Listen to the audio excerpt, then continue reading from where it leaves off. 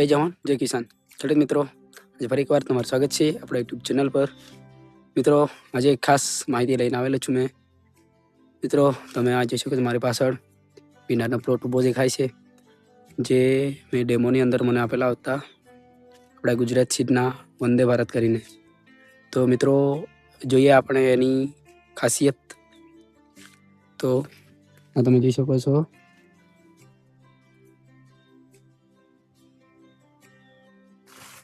પીંડાની quality, નજીક અંતરગાંઠ છે. મિત્રો, આની ફૂટ પણ સારી છે, તમે જોઈ શકો છો.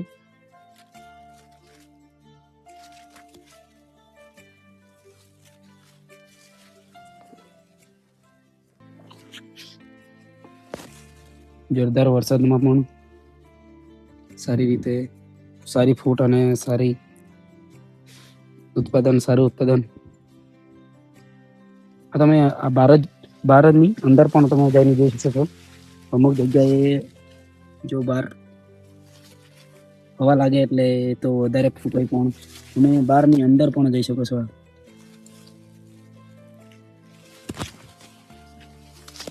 હા, જોઈ શકો છો તમે.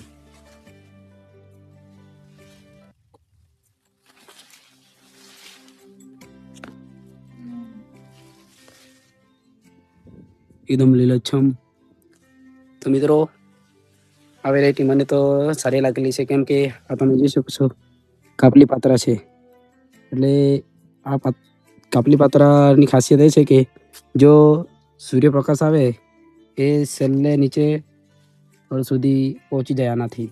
અને પેલા મોટા પાન આવે તો એ ઉપર જ નીચે સુધી સૂર્યપ્રકાશને પહોંચવા નહીં દે. તો એના માટે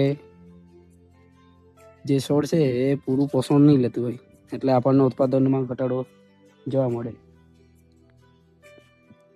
તો મિત્રો, આ જે વેરાયટી છે એ વેરાયટી તમને હજુ પણ ટાઈમ છે. આ મહિનાની અંદર જો તમે રોપવાના હોય ભીંડા, અત્યારે તમારો ખેતર ખાલી હોય તો આ વેરાયટી તમને ડેમોમાં આપવામાં આવશે.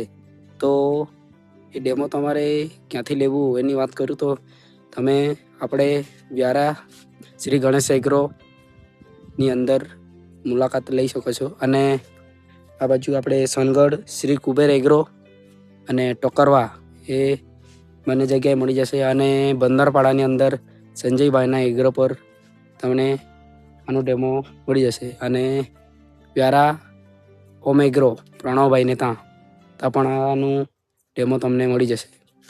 તો મિત્રો, આ ટાઈમ પર ઘણા ખેડૂતો પાસે પૈસા નહીં હોય, એટલે આ ડેમો વેરાયટી મળી જાય તો બહુ સારું કહેવાય. પણ ડેમો મળી જાય તો ગમે તેમ એમ નહીં કે વેરાયટી સારી છે, મેં તો મારા અનુભવ હિસાબે કહેતો છું. એટલે આપણે પૂરી મહેનતથી એની ચાકરી કરવી, એને ઉત્પાદન આપણે મેળવવાનું. તો મિત્રો, આ જ હતી ખાસ માહિતી. તમારે જો ડેમો જોઈતો હોય તો મેં કીધું તેમ તમે એગ્રો પર સંપર્ક કરી શકો છો. આપણે ફરી મળીશું બીજા વિડીયોમાં. જય જવાન જય કિસાન.